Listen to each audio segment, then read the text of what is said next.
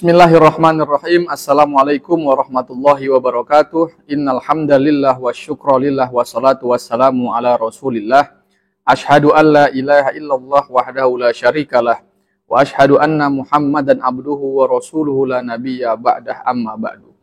Ada pertanyaan yang sering sekali muncul di masyarakat ketika pelaksanaan praktik fardu kifayah. Apa itu pertanyaannya? Tentang jumlah kain kafan yang diwajibkan untuk menutupi bagian dari tubuh jenazah. Ada yang pernah bertanya seperti ini, Ustadz, dulu saya pernah mendengar bahwasannya untuk mengkafankan si jenazah, kalau jenazahnya laki-laki, maka kainnya 3 helai. Kalau jenazahnya perempuan, maka kainnya 5 helai. Tapi yang saya tahu bahwasanya hadis tentang yang 5 helai itu adalah lemah. Ada yang bertanya seperti itu. Maka bismillah kita jawab. Memang ada kelemahan dalam hadis yang menyatakan bahwasanya mengkafankan jenazah perempuan itu 5 helai. Walaupun hadis itu lemah, bukan berarti salah.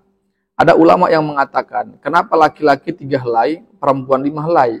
Karena aurat yang harus ditutupi itu berbeda. Kalau laki-laki mungkin cukup dengan 3 helai, dan perempuan 5 helai. Dijelaskan kenapa perempuan harus 5 helai. Helai yang pertama itu untuk komisnya, untuk menutupi seluruh badannya. Karena badan adalah aurat bagi perempuan. Yang helai kedua, lembar kedua, itu untuk khimarnya, untuk menutupi kepalanya.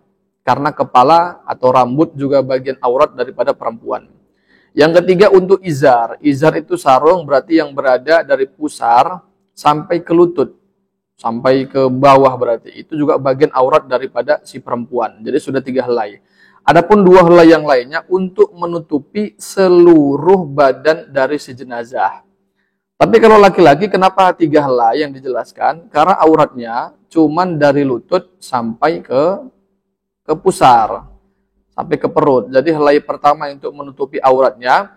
Helai kedua dan ketiga, lembar kedua ketiga itu untuk menutupi seluruh badannya. Tapi apakah hal itu wajib? Nah, maka sebenarnya jumlah hitungan kain kafan itu 3 bagian itu atau 3 helai adalah batas cukup.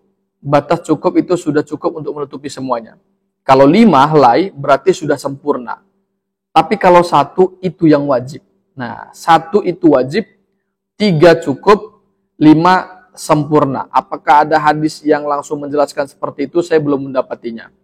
Tapi pada dasarnya yang saya ketahui, untuk mengkafankan jenazah intinya adalah tertutup auratnya.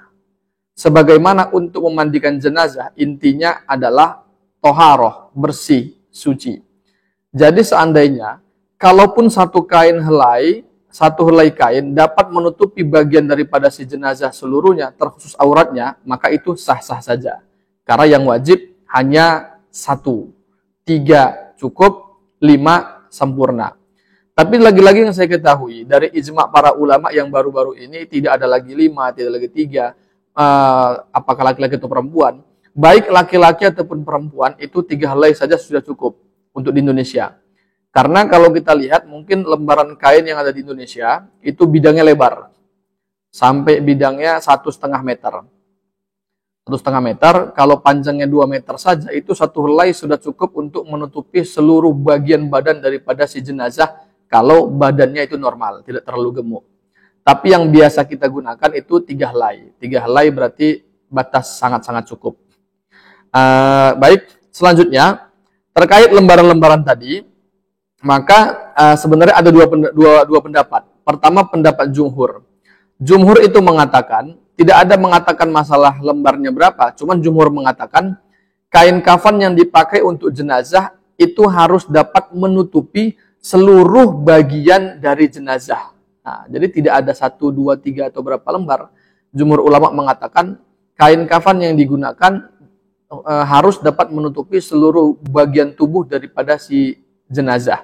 Namun pendapat Syafi'iyah beda lagi. Kalau Syafi'iyah di sini mengatakan wa aqallu ma yajibu fil kafni ma yasturu bihi auratal mayit.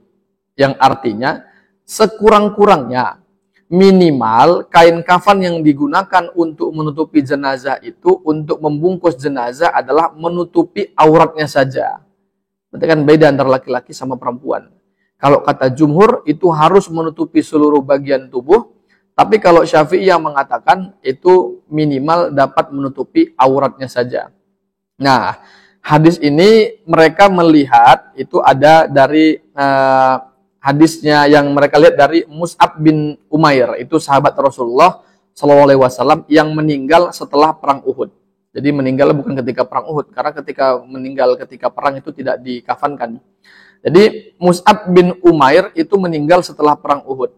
Dan Mus'ab bin Umair hanya dikasih satu kafan saja, satu kain kafan.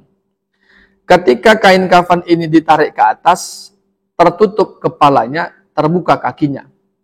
Ketika ditarik ke bawah, tertutup kakinya, terbuka kepalanya.